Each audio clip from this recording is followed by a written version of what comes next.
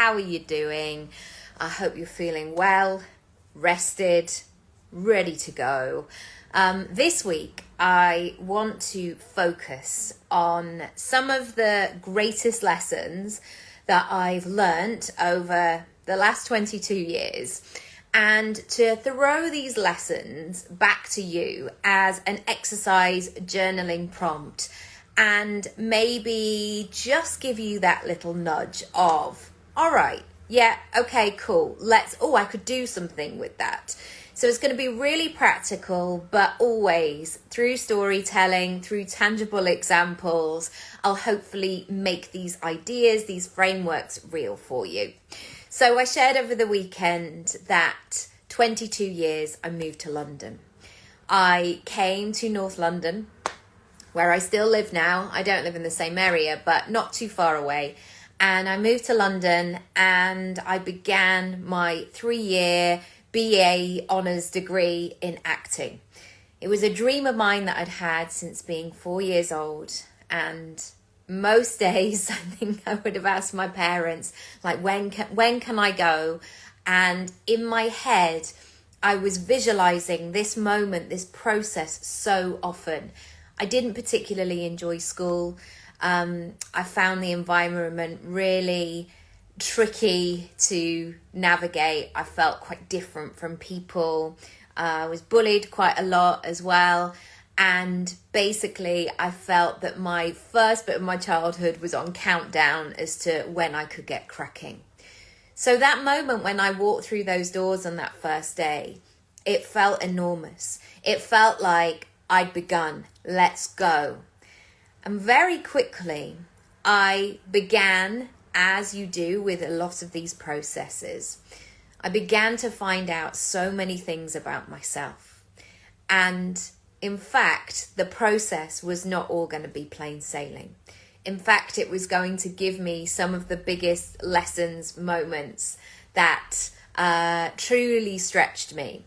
And those 3 years that I thought I would be there, I only actually ended up being there for 2 years, 7 months, I believe, because I left 5 months early. I got 2 jobs back to back. I got an agent and I left. I didn't complete my 3rd year.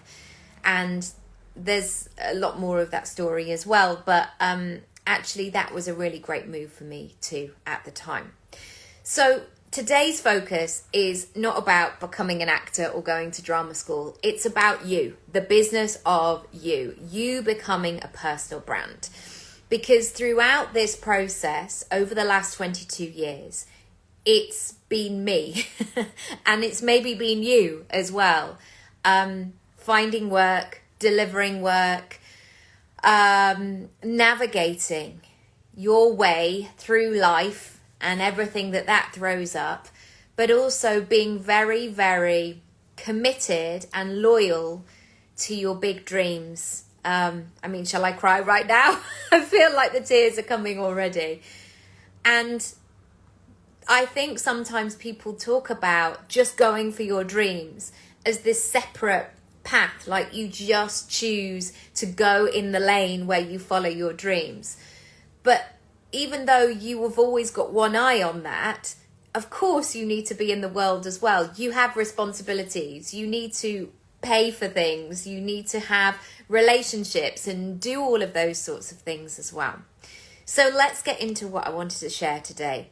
I'm going to be talking about this all week. So this is part 1. And you can follow along, you can subscribe, you can watch things on my YouTube channel, on my website, as a podcast, however you choose to digest these things. The first thing I want to say is making a decision will always give you a response. And this I have found to be true throughout my 22 years since moving to London. When you make a decision, when you say an absolute yes or an absolute no, you get a response. And so how many times have you said, right, I am never doing that thing again, or I am leaving that job, or I am going to say yes to going to that network event? Usually when you make that point, that decision from that really strong, definitive place, you will get that payback. And so there was something about starting and saying, I have moved to a different city. I have left home. I have worked every hour throughout the summer to make sure that I had enough money to see me through.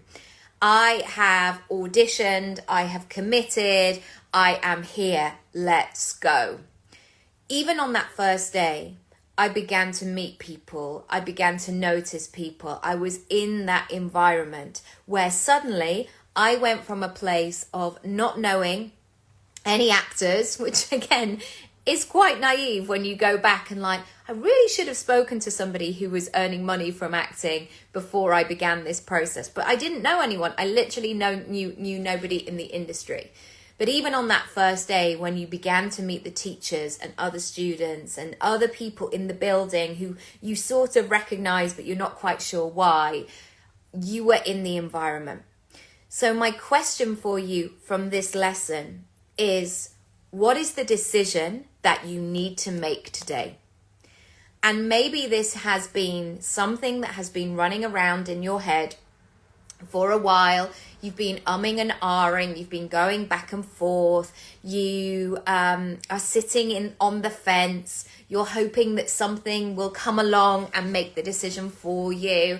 Or maybe you're in that camp that I know that sometimes I can be, where I'll say, well, I'll wait and see, or we'll hope for the best, or maybe it will get better, or when I'm less tired, I'll make that decision, etc. We all do it.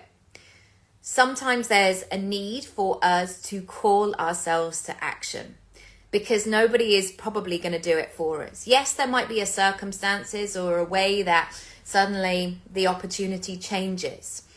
But there's a real power in knowing that you made the decision, knowing that you said yes or no, or right then, let's go. You will always be rewarded in some shape or form. Caveat, that's not to say that you won't get a little test along the way. Sometimes that happens as well. How many times where you have said yes or no, or you've made that decision, and suddenly something will pop up like, really? Are you sure? Because like, it's still really fun over here. That is part of life. It's a test of your commitment. It's a test of how much do you want this. It's a really interesting one. Number 2, the bigger picture has to lead the way, even though the current one might be a lot. So when I made that commitment to begin that 3-year course, to go all in, actually when I look back on those 2 years, 7 months, they were some of the stretchiest years of my life, where I had to dig deep. And I spoke about this a little bit on my live the other day, but lots and lots of things changed and happened in my life at that time. And it was a real test of how can you navigate your commitment and where you're going, but also attend to the things that you need to attend to. So one of the examples that I can give you is that I was bedbound for nearly a month. And I missed that whole chunk of my second year. And it cost me marks. It cost me teachers thinking that I was a bit flaky, all of that. But the truth was, like, I literally couldn't get out of bed. And yet the dream of where I was going next still remained really, really strong. And I know so often, especially being adults, that we have these commitments. We have people, or we have things that need us, responsibilities. And the two running alongside each other can be really, really difficult sometimes, because there might be things that I might have wanted to do 2 years ago. I mean, pandemic aside, I might have said, gosh, I want to go away for a month and really work on my business. But at that time I had a 1-year-old. So in my mind, as much as I wanted to do that thing, that wouldn't have worked for me, for her, for our family. And it was just off the table. And so sometimes there are moments where you have to find that compromise that's going to work for you. Find a way where you can say, okay, I am going for this. I am doing this thing, but I'm also going to have to perhaps slow down the timeline of this. So those times when I was going for my dreams, I was doing the drama school thing, but I was bedbound, I said to myself, right, okay, I need to look at the way that I'm spending my evenings. I need to cut down on my alcohol. I need to perhaps think about resting on a Saturday morning or going to bed earlier or whatever it might be. And this bro marketing scenario where people are like, if you're not all in, if you don't like commit fully to the situation, for me, that approach is so outdated, because usually these marketeers, these people maybe don't have that responsibility, maybe are not that person in their family who do X, Y, and Z. Maybe they do have a trust fund so they can go all in because they've just got stacks of cash in the bank and they can do that. So what I would say to you as a lesson from this is really consider, what is your next chapter? What is your next version of success? Like, where are you getting to? And how can you make that work within your own capabilities, within your own capacity right now? Because there's no point saying, oh, well, I'll have to wait until I can go all in, because you probably want to make moves now. I've often said this because my children are nearly 4 years apart. So I had my son at 33 and I had my daughter at 37, I can't work out. Yes, 37.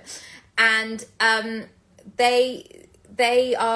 daughter's going to go to school next year. So I will be nearly 42 when she goes to school. But from 33 to 42, I've had children at home. And so if I had not done anything with my business, and not that that would have been an option because we both work and that's how our family setup works, I just think, gosh, it would have been so easy to say, oh, I'll put everything on hold till they go to school.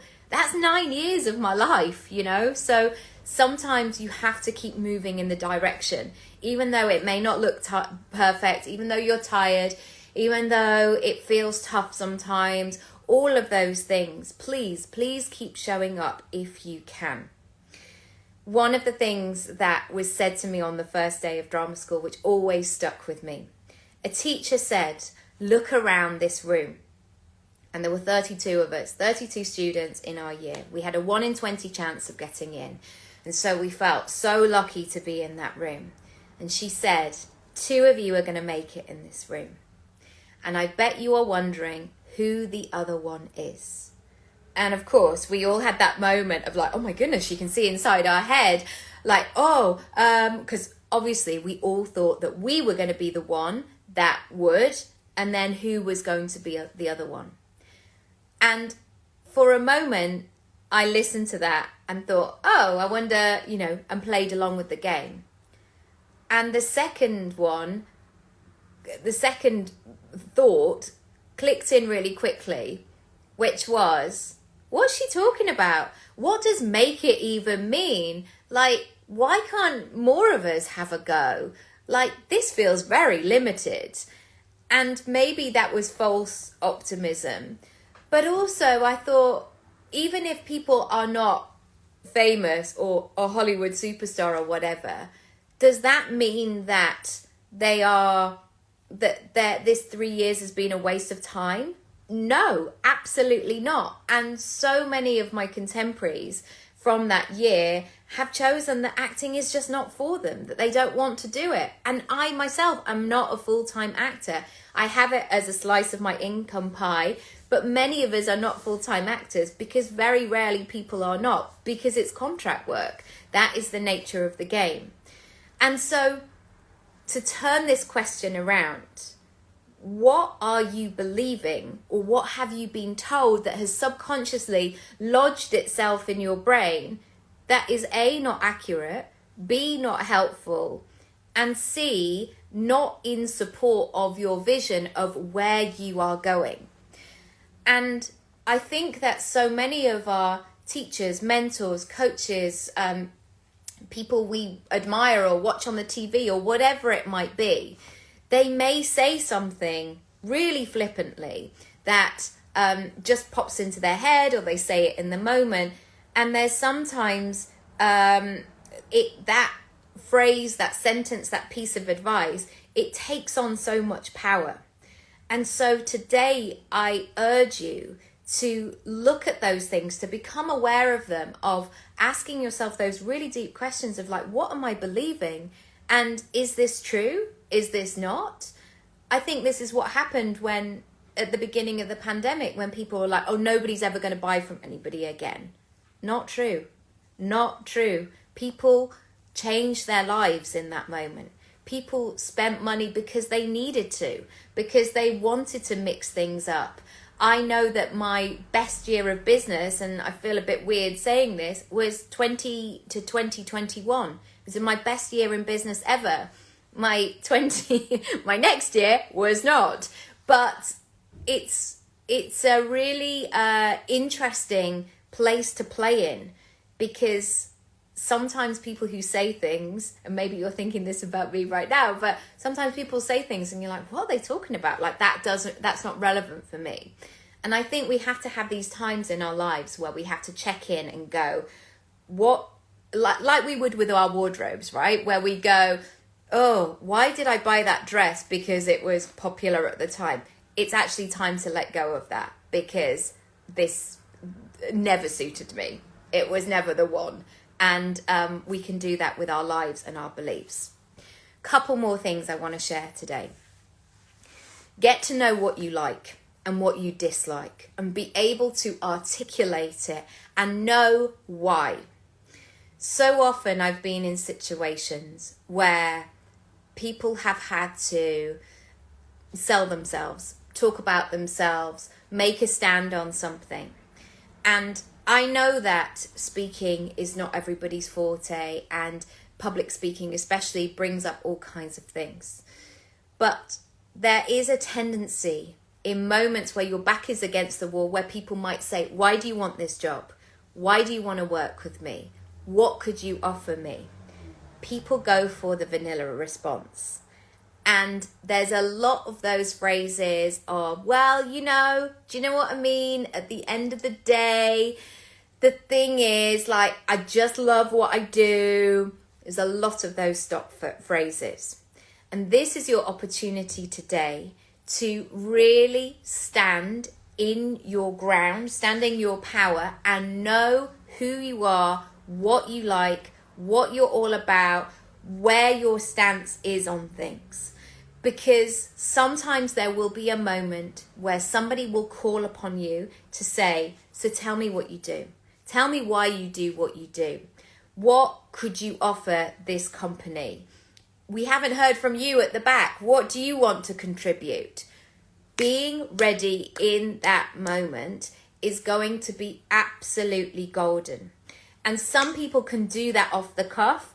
And I know that I actually had to hone that skill at drama school, because we did all those speedy games, improvised, It was that thing of like, throw the ball. Okay, I've got to say, I've got to be ready. I've got to do all of this. I know that I can naturally do that because I've worked on it so much. But I know that people can't necessarily. I know that I can't immediately do a spreadsheet in my head. Great. So I need to work on it. I know that that skill is weak for me. So if you are unclear about where you are right now, give yourself some time to think about your personal brand. Who are you? What do you stand for? Why are you the best at what you do? Even though you might not believe it, but like, be your own hype person in that way. Who do you serve? What do they need from you most of all in the world? Why do they choose you? Why do your customers choose you? What is your mission that is underlying your business? Answer all of those questions, because that's what's going to see you through. I know so often as we move a bit away from acting, but more into personal branding, I kept hearing people talking about content where people would say, you need to do 1 blog a week, you need to do 2 videos a week, and they'd have this sort of formulaic thing. And I used to think, why? So why is it 2 videos and it's this? Or why is it that? Because it would be based on a trend report. And actually what I found is when I work on my content from a what do I need to say? How can I help people here? The content just flows. It becomes so much easier. One more point today, which is connected to this. Get to know your gut really, really well. And when I say your gut, like, yes, of course, your actual gut, your brain, all of that sort of bodily stuff for sure. But get to know your intuition, your instinct, how you feel in a situation, what makes you feel good, what doesn't, what pricks up your ears and makes your curiosity widen, and what makes your gut go, run, get out of there, no, it's an absolute no, no, no, no. Get to know all of that. It will serve you so well in business, because I've been in so many situations, even myself, and I've had to learn the hard way. Unfortunately, I feel like I've been it has, I haven't had anything too scary or anything like that. But there's definitely been things where I'm like, I didn't listen. I did not listen. I got swayed, or I was easily impressed in that moment, or I thought that I should, or somebody told me I should, or sometimes I've been in those situations where I've distributed the answers almost, like I feel like I've got a survey of my friends and family of like, what do you think I should do? And then I've kind of come up with this answer and it didn't feel good for me. Really, and this is connected to where you're going next, what you're doing. What is it all about? Who are those people that you need to surround yourself with, as in the feeling good? What is that environment that is going to set you up?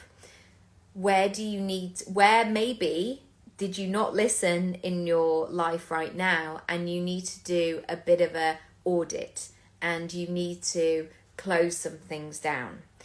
Where have you maybe been on somebody else's timeline or been part of something else and you're like, this just does not feel good? This could be the day where you rearrange the boundaries, where you have that really big focus, that big vision, and you might need to rearrange things. Sometimes we have this in our house where suddenly the children get bigger, or we have different requirements, or we suddenly need to move our coats and put them somewhere else. So I remember when Luna started nursery, and there was that moment where it's like we all have to get out of the house in the morning.